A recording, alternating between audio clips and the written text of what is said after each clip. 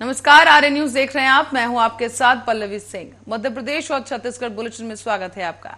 शुरुआत करते हैं बड़ी खबरों से। बता दें आपको कि भाजपा के नेता प्रीतम लोधी के द्वारा एक बयान दिया गया। यहां पर ब्राह्मण समुदाय के लिए अपमानजनक बातें कही गई, जिसकी घोर निंदा की जा रही है। साथ ही इस बीच उपाध्यक्ष मध्य प्रदेश कांग्रेस मीडिया विभाग के अजय सिंह यादव ने कहा है कि समाज के लिए अपमानजनक है ये बातें। साथ ही साथ मातृशक्ति नारी समाज के लिए जिस तरह की भावनाएं भाजपा के नेता रख रहे हैं, उससे स्पष्ट हो जाता है और ये प्रमाणित होता है कि भाजपा महिला विरोधी है और नारी विरोधी भी। भारतीय जनता पार्टी की यही मानसिकता जिम्मेदार है, इसीलिए प्रदेश में महिलाओं पर अपराध नहीं रुक रहे। इस बीच कई ऐसे आरोप भी भारतीय जनता पार्टी की तरफ लगाए गए। और क्या कुछ कहा गया इस बयान में, आप भी सुनिए। भारतीय जनता पार्टी के नेता प्रीतम लोधी द्वारा जिस तरह से ब्राह्मण समुदाय के लिए अपमानजनक बातें की गई, ये घोर निंदनीय एवं समाज के लिए अपमानजनक है। साथ ही मातृशक्ति नारी समाज के लिए जिस तरह की भावनाएं भाजपा के नेता रख रहे हैं, उससे स्पष्ट पता चलता है कि भारतीय जनता पार्टी महिला विरोधी है, नारी विरोधी है। इसीलिए भारतीय जनता पार्टी की यही मानसिकता जिम्मेदार है, प्रदेश में महिलाओं पर अपराध नहीं रुक रहे हैं। अब भारतीय जनता पार्टी के नेता लीपापोती कर रहे हैं, जबकि ऐसे नेताओं के ऊपर तत्काल कार्रवाई होना चाहिए, पार्टी से बाहर निकाला जाना चाहिए, साथ ही आपराधिक प्रकरण दर्ज होना चाहिए। कांग्रेस पार्टी इस बर्ताव की और इसी बीच कांग्रेस मीडिया अध्यक्ष के मिश्रा ने भी एक बयान जारी किया।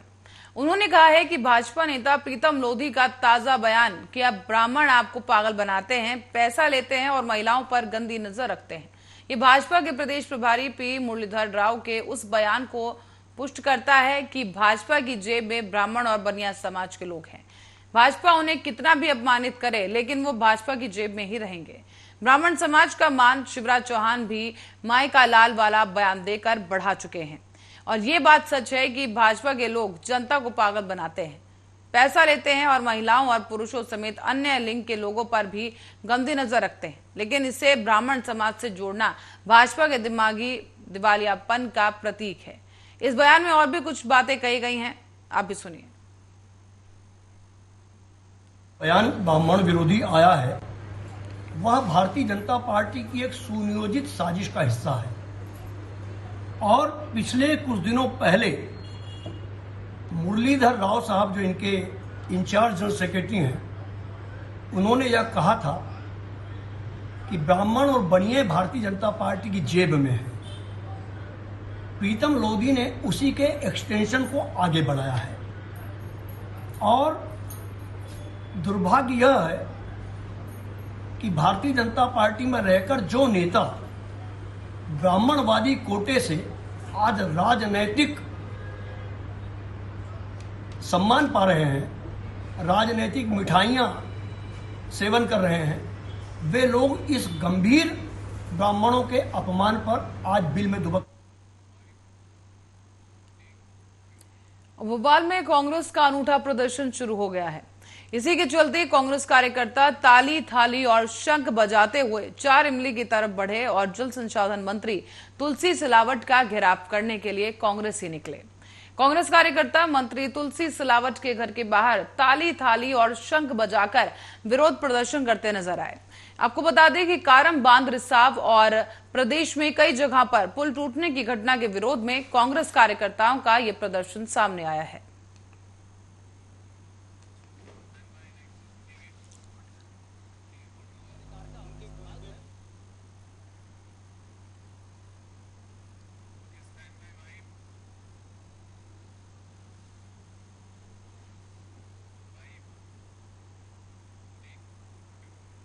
तो वहीं इस बीच भोपाल पुलिस का एक अभियान इस वक्त जोरों पर है। इस अभियान के तहत तिरंगे का सम्मान करने के लिए लोगों को प्रेरित किया जा रहा है। अभियान तिरंगे का उस सम्मान के चलते भोपाल पुलिस ने तिरंगे के सम्मान को लेकर इस अभियान की शुरुआत की और पुलिस विभाग से इसकी शुरुआत की गई है। डीसीपी जोन 3 रियाज इकबाल ने अपने ही कार्यालय से तिरंगे के सम्मान को लेकर ये शुरुआत की। थाना कोतवाली क्षेत्र में भी लोगों से यही अपील की गई कि फ्लैग को कोड ऑफ इंडिया के अनुसार तिरंगे को सुरक्षित रखा जाए। डीसीपी जोन 3 रियाज इकबाल ने लोगों से अपील की है कि अपने घरों, कार्यालयों और गाड़ियों पर से तिरंगे को सम्मान के साथ सुरक्षित निकालें। डीसीपी रियाज इकबाल ने यह भी कहा कि कोई भी व्यक्ति या संस्था अगर तिरंगे को प्रतिदिन लहराना चाहता है तो वो फ्लैग कोड ऑफ इंडिया के तहत लहरा सकता है, नहीं तो तिरंगे को फोल्ड करके सुरक्षित और सम्मानपूर्वक रख सकते हैं।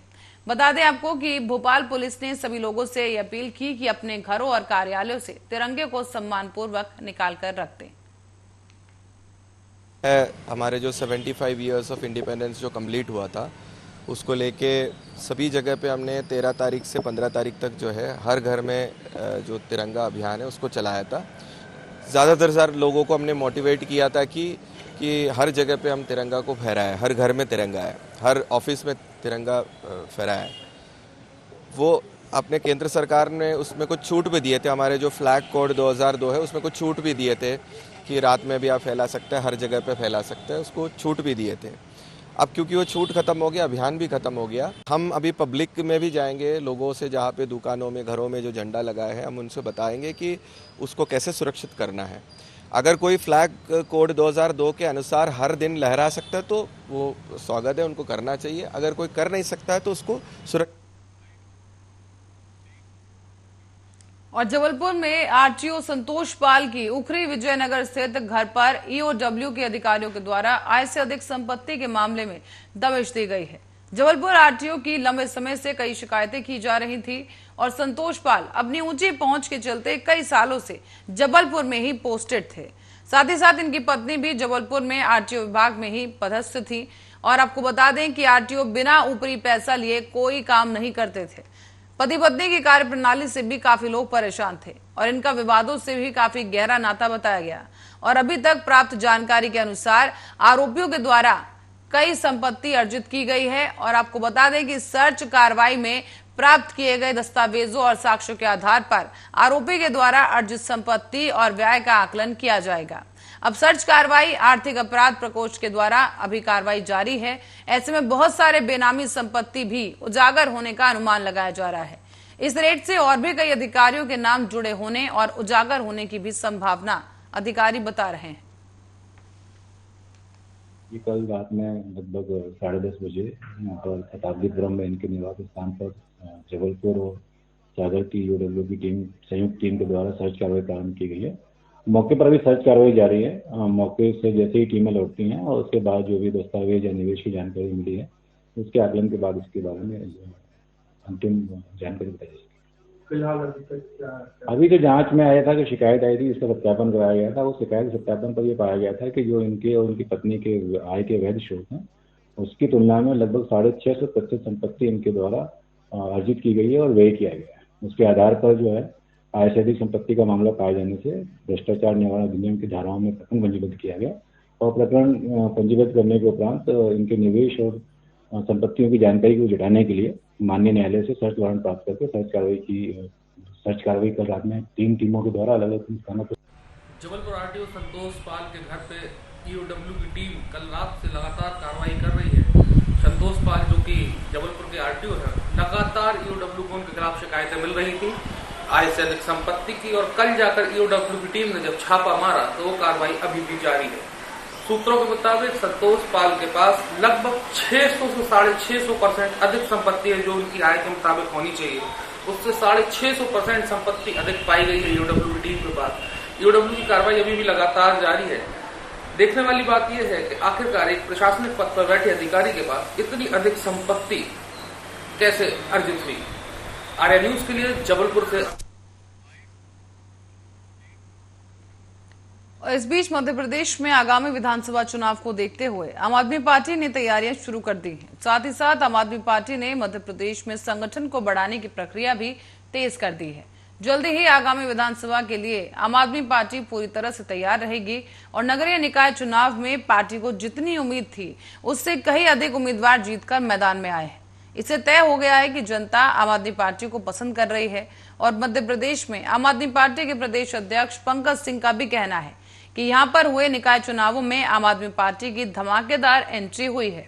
इससे ये साबित होता है कि कहीं ना कहीं प्रदेश की जनता अब बीजेपी और कांग्रेस से पूरी तरह से ऊब चुकी है, क्योंकि इन दोनों पार्टियों में भ्रष्टाचारी के चलते आम जनता काफी परेशान है और महंगाई से भी जूझ रही है।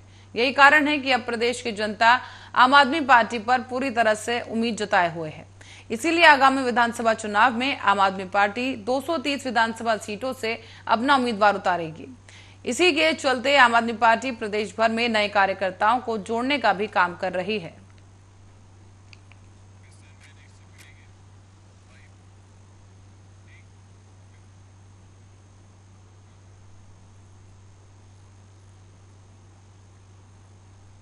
खबर अब बलौदा बाजार से है, जहां कसडौल विकास खंड के अंतर्गत सभी वन परिक्षेत्रों में लगातार बांस करील की अवैध कटाई हो रही है।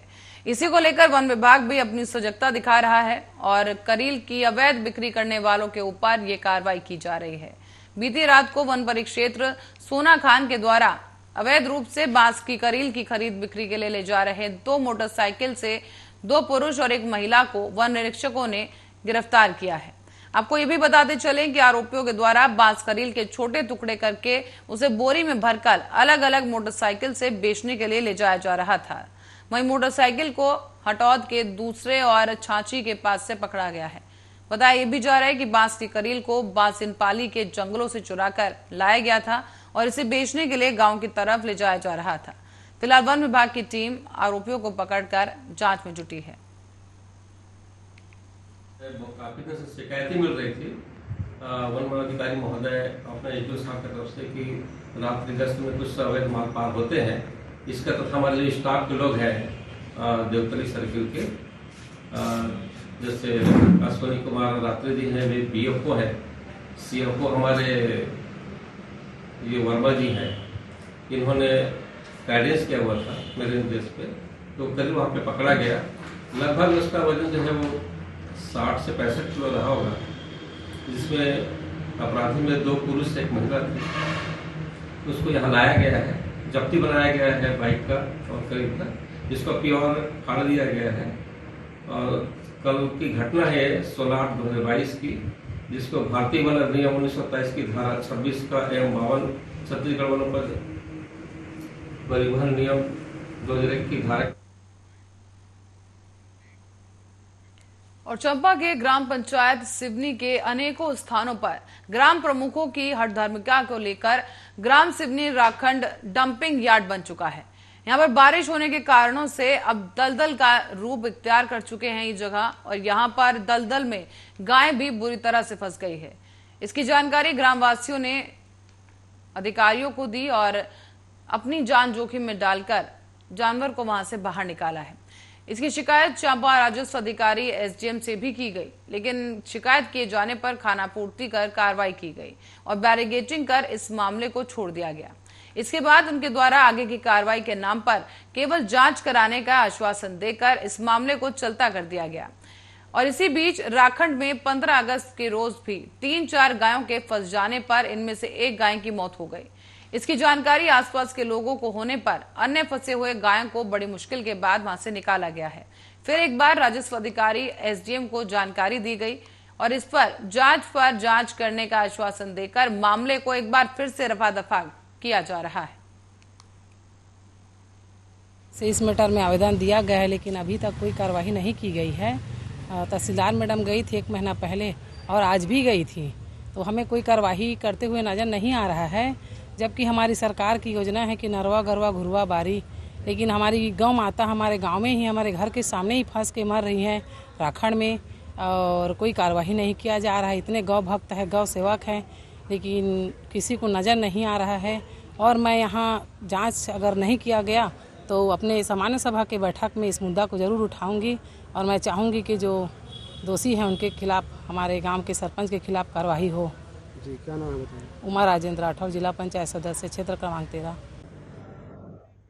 जो हमको कंप्लेंट मिली है उसमें सरपंच के द्वारा खाली जगह में गांव में शासकीय ज़मीन पे राकर डंप कराया गया बिना किसी पूर्वानुमति के, बिना किसी अधिकारियों की अनुमति के। हमने उसमें तहसीलदार से जांच कराई है, शिकायत सही पाई गई है और इसलिए हमने सरपंच को कारण बताओ नोटिस आरोप पत्र के साथ में जारी किया है और उसको जवाब के लिए 2 दिन का समय दिए हैं और जैसे ही होता है हम कार्रवाई करेंगे। मैडम इसके पूर्व पहले भी जांच हो चुका था, जांच प्रतिवेदन आए थे, उसमें कोई पहल नहीं किया गया। उसमें भी कारण बताओ नोटिस जारी किए थे, उसमें भी अभी तक के सरपंच का जवाब नहीं आया है। उसको समय दिया गया है, अगर वो समय रहते जवाब नहीं प्रस्तुत करता है तो एक पक्षीय कार्य। और खबर छत्तीसगढ़ के कांकेर से है, जहां पर सरोना वन परिक्षेत्र के कोटल भट्टी गांव में एक किसान को रात में सड़क पर दुर्लभ प्रजाति का कबर बिज्जू तड़पता हुआ मिला। सूचना पर मौके पर पहुंची वन विभाग की टीम ने हनी बैजर नाम के इस दुर्लभ जीव को कब्जे में लिया है। आपको बता दें कि सीता नदी अभयारण्य के लगे हुए जंगल के कारण वन परिक्षेत्र में दुर्लभ प्रजाति के जानवर कभी कभार मिल जाते हैं। और बता दें कि इस बीच कबर बिज्जू एक स्थानधारी जानवर है जो कि भारतीय उपमहाद्वीप, दक्षिण पश्चिमी एशिया और अफ्रीका में पाया जाता है। ये एक मांसाहारी प्राणी है जिसके लड़ाके स्वभाव और मोटी चमड़ी के कारण बाकी जानवर इससे दूर रहते हैं। कबर बिज्जू तालाबों और नदियों में, कारागारों में करीब 25 से 30 फीट लंबी माद बनाकर रहता है। इसके शरीर का ऊपरी भाग भूरा, बगल और पेट काला है। साथ ही माथे पर चौड़ी सफेद धारी होती है। हर पैर पर 5 मजबूत नख होते हैं जो कि माद खोदने का काम करते हैं। आपको बताते चलें कि ये अगले पैर से माद खोदा जाता है और पिछले पैरों से मिट्टी दूर फेंकता जाता है। ये अपने मजबूत नखों से कब्र खोदकर मुर्दा भी खा सकता है। बिज्जू आलसी होता है और मद गति से चलता है। ये सर्वभक्षी है और फल मूल से लेकर कीट पतंग तक इसका भोजन होता है। ये जो जीव हमें मिला है ये USTR उदंती सीता नदी टाइगर रिजर्व तथा हमारा जो सरोना का कोटल भट्टी सर्कल है उसके सीमावर्ती एरिया में हमें रोड साइड पे मिला। इसकी सबसे पहले हनी बैजर मिला। हनी बैजर एक बैजर प्रजाति का जीव होता है जिसको सामान्यतः गांव की भाषा में बीजू या छिन भालू भी बोलते हैं कहीं कहीं पे, और ये सामान्यतः हमारे इंडियन सब कॉन्टिनेंट में पाया जाता है। IUCN में इसका जो है वो लीस्ट कंसर्न है और यहाँ पे इसको शेड्यूल 1 में WPA 1972 के अंडर रखा गया है। तो ये बहुत ही निडर जानवर होता है, एकदम फियरलेस होता है। इसको आप इसके वीडियोस यूट्यूब पे देख सकते। और अब रुक करेंगे जांजगीर चांपा की ओर, जहां से जिले में नगर पंचायत शिवरी नारायण के वार्ड नंबर 1 में बड़े ही धूमधाम के साथ कमर झटका पर्व मनाया गया है। इसमें सभी महिलाएं इकट्ठा होकर अपने बेटे की लंबी उम्र के लिए षष्ठी माता की पूजा अर्चना करते हुए प्रार्थना करते नजर आईं। इस कार्यक्रम में सैकड़ों की संख्या में महिलाएं उपस्थित होकर इस त्योहार का आनंद लेते नजर आ रही हैं।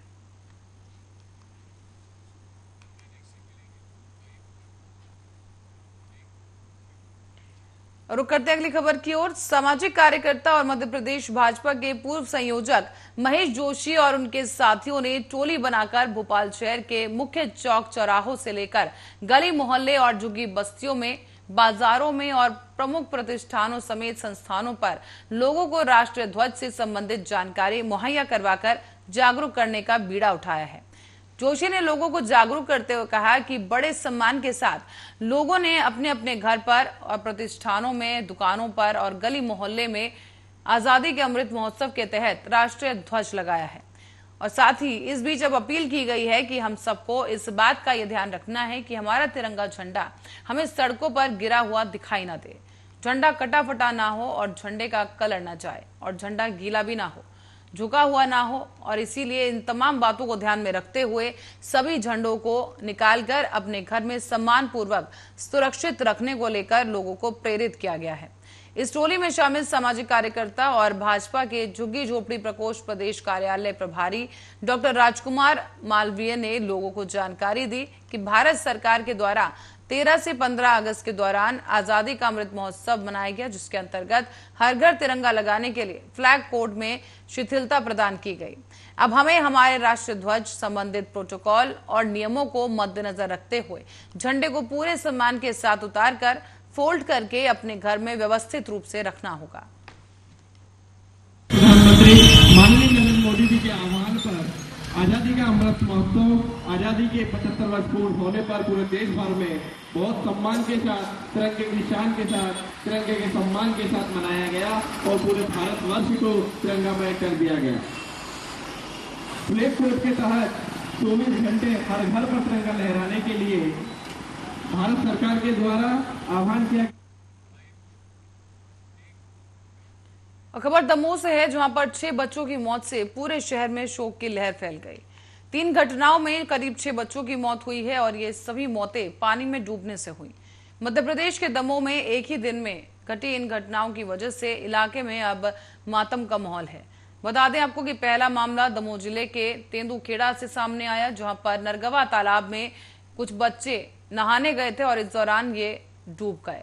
इसी बीच आपको बताते चलें कि बाकी 2 जगहों से भी बच्चों के डूबने की ऐसी ही खबर सामने आई, जहां तालाब में डूबने वाले बच्चों की उम्र 11, 13 और 15 साल बताई जा रही है। आपको ये बता दें कि तेंदुखेड़ा में अस्पताल में मोर्चरी में शव रखवाए गए हैं। और इसी बीच दूसरा मामला जबेरा इलाके से सामने आया, जहां खदान में बने गड्ढे में एक मासूम डूब गया। ये बच्चा भी शाम के वक्त नहाने गया था और गहराई में जाने की वजह से ये बच्चा खुद को संभाल नहीं पाया और हादसे का शिकार हुआ। इन दोनों वारदातों की खबर से जिले भर में शोक की लहर थी और इसी बीच जिला मुख्यालय दमोह में भी एक दर्दनाक हादसे की खबर सामने आई। ये तालाब के नहाने चला गया, मैं अपने पिताजी को छोड़ने कलेरा गया था, वो मथुरा वृंदावन जा रहे थे, तो ये पता नहीं कब अकेला जाके नहाने चला गया। वहां जाके पूछा कि बच्चा कहाँ से नहाने गया। भोपाल के थाना गौतम नगर का एक मामला है, जहां अंडे के ठेले लगाने को लेकर 2 गुटों में विवाद हो गया। झंडा बंधन की जगह के पास लगा रहे था ये अंडे का ठेला, जिसको लेकर भाजपा कार्यकर्ताओं ने आपत्ति जताई। ठेला हटाने को लेकर बीजेपी कार्यकर्ता समेत स्थानीय लोग बीच सड़क पर धरना प्रदर्शन करने बैठ गए। तकरीबन 20 साल से ये शख्स अंडे का ठेला वहां लगा रहा था और अंडे के ठेले वाले के समर्थन में एक दूसरा समुदाय उतरा है, जहां पर वो ठेला लगाया करते थे। और इस बार 15 अगस्त पर झंडारोहण किया गया था और दूसरे समुदाय ने 20 साल से लग रहे इस अंडे के ठेले को हटाने का विरोध किया है। बता दें आपको कि नारियलखेड़ा में चौराहे पर लोगों ने यहां पर विरोध प्रदर्शन किया है और गौतम नगर की पुलिस मौके पर मौजूद है और मामला शांत कराने की कोशिश की जा रही है।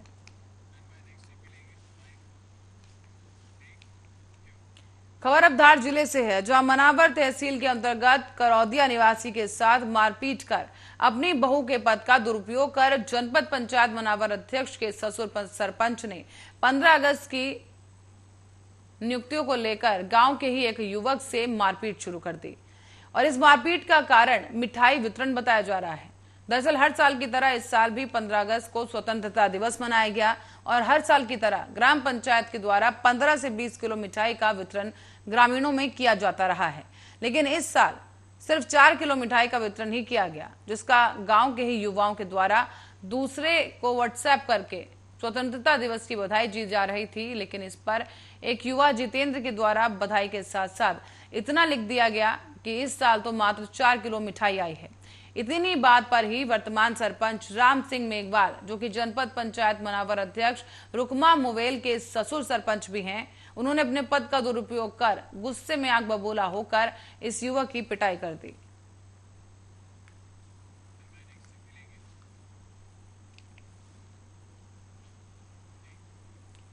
और खबर है धार जिले से, जहां कुक्षी तहसील के अंतर्गत सक्रिय चोर गैंग को दबोचने के लिए पुलिस अब सक्रिय हो गई है।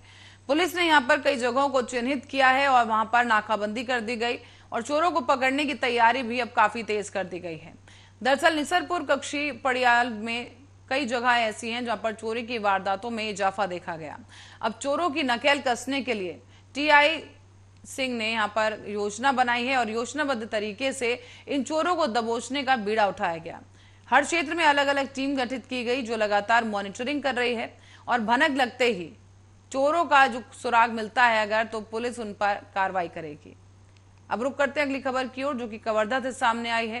यहाँ पर जिला मुख्यालय में स्थित पीजी कॉलेज इन दिनों राजनीतिक अखाड़ा बनता जा रहा है। आए दिन किसी न किसी छात्र संगठन के द्वारा किसी न किसी मुद्दे को लेकर विरोध प्रदर्शन होता रहा है, आंदोलन किया जा रहा है और इसी कॉलेज में पढ़ने वाले कई छात्र छात्राओं का पढ़ाई इससे प्रभावित हो रही है। और आज भी एक बार फिर से एबीवीपी के छात्र संगठन के लोगों ने कॉलेज प्रबंधन पर भेदभाव का आरोप लगाते हुए कॉलेज का गेट बंद कर प्रधानाचार्य की फोटो में लापता लिखकर विरोध प्रदर्शन किया है।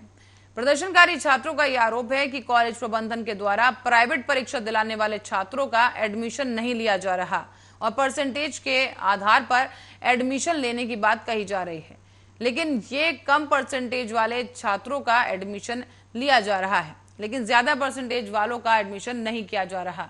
अब कॉलेज के जिम्मेदार प्रधानाचार्य छात्रों से बात करने के लिए तैयार नहीं है, जिसको लेकर ये छात्र आग बबूला हो उठे हैं। हम लोग कल से यहाँ पे आके खड़े हुए हैं। मतलब कल हमको जानकारी दी गई थी कि कल लास्ट डेट है, सारे बच्चे आ जाए अपना एडमिशन करा ले जो बच्चे हैं। और हम लोग आए, उसके बाद भी हमको कोई मतलब कि कुछ सुविधा नहीं मिली। यहाँ पे पता नहीं चला कि कहाँ करना है, कहाँ एडमिशन हो रहा है। सारे क्लास के बच्चों को बुलाया गया था। बीएससी वाले आए थे, बीएससी फाइनल वाले जो एमएससी करना चाहते हैं वो फर्स्ट ईयर। सब दिक्कतें जो है बाहरी जो आ रहे हैं ना, वो लोग दिक्कत पैदा कर रहे हैं। कॉलेज में प्रवेश अपने हिसाब से जो है रूल के हिसाब से चल ही रहा है, उसमें कोई दिक्कत नहीं। आज कुछ नेता जैसे अपने आप को बताया गया, वो अंदर प्रवेश करके खिड़कियों को अपने आप बंद करने लग गया, क्योंकि प्रवेश जारी था। कुछ बच्चे प्रवेश ले भी रहे थे। तो और ये अच्छी खबर के साथ ही मध्य प्रदेश और छत्तीसगढ़ बुलेटिन में इतना ही। खबरों का सिलसिला जारी है, देखते रहिए आर्या न्यूज।